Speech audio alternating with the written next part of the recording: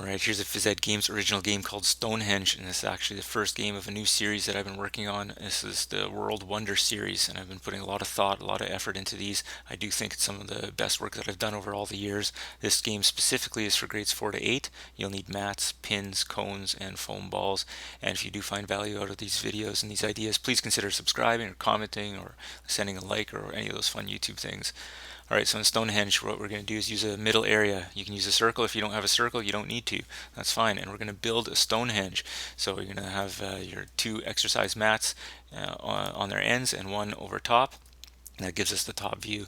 From the side, it would look something like this, and you can be creative with it. But again, we're going for the Stonehenge look, and you can relate this to your social studies or geography or history or whatever have you. Alright, so here's our circle. We're going to use our middle circle. Again, if you don't have a circle, don't worry about it. And if you have lots of mats, you can build them up like this. Most of you probably don't have so many exercise mats. You might not be so lucky, like I know I'm not. So maybe a few of them, or even a couple of them. So you build your big stones there. That represents your Stonehenge. The next thing you're going to do is you're going to put down a bunch of cones, place them all around, and you're going to create 3 different areas using those cones. So we have an area on the left, middle area, and the right area. Now in the middle of the Stonehenge, you're going to place down a bunch of plastic pins, whatever amount that you got or that you want to use. And then on top of each stone structure, you're going to place down one cone. And that's the middle area in the Stonehenge. And you're going to have a team here. We've got the red team on the left, and we've got the white team on the right, so it's going to be a challenge, red versus white here. I did pick those colors on purpose because Stonehenge is located in England, so a little bit of extra history there. And then the blue players in the middle, they are the defenders. So essentially the red and the white team, their goal of the game is to try and score points by destroying the Stonehenge by launching foam balls at the different structures, and the blue players in the middle are going to try and protect the Stonehenge. And I also included the blue there for the Union Jack. For those, UK is, well, England is part of UK, so again, enough of my history. I'm a phys ed teacher, so I don't really know much about that anyways. But yeah, so onto the game. What's going to happen is you're going to go a certain amount of time, or you can play until all the structures have been destroyed. It's up to you, however you want to do that. You're going to also have your point structure. So pins are worth 1 point, cones are worth 3, and if they knock down a whole stone structure, it's worth 5 points.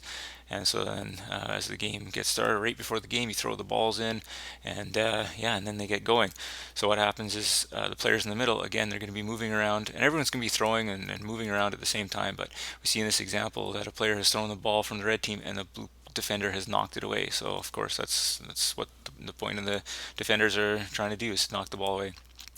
Meanwhile, another player has thrown the ball and knocked over 2 pins. So any player who knocks something down, that player is responsible to go and get whatever they knock down. So that player will go pick up the 2 pins and bring it to the corner on their team. And the game continues on. A red player has thrown the ball and actually knocked off one of those cones off the top of the structure, so it brings that cone back to their team. So they just collect it in the corner, whatever they knock off. And so you see this white player is thrown and knocked over the whole stone structure. So in that case, what would happen is that player would choose a partner, and then they would go together, work together to bring the pieces of broken stones or mats over to their team to get the points. And that's essentially how the game works. So again, you go for a certain time, or until everything's knocked down. It's up to you. So in this case, we went a time limit. The time was over. We looked at the results, and you see the red team versus white team there. Look at what they've collected. Looks pretty obvious here that the red team, you had added up that they have won this round, so they get the big win. And then you just switch the roles. Maybe the red team would then be the defenders, and the blue team would be a thrower. So this is a Stonehenge. Like I said, this is first game of a series of these games. If you've enjoyed this game, please subscribe for more games and visit physedgames.com.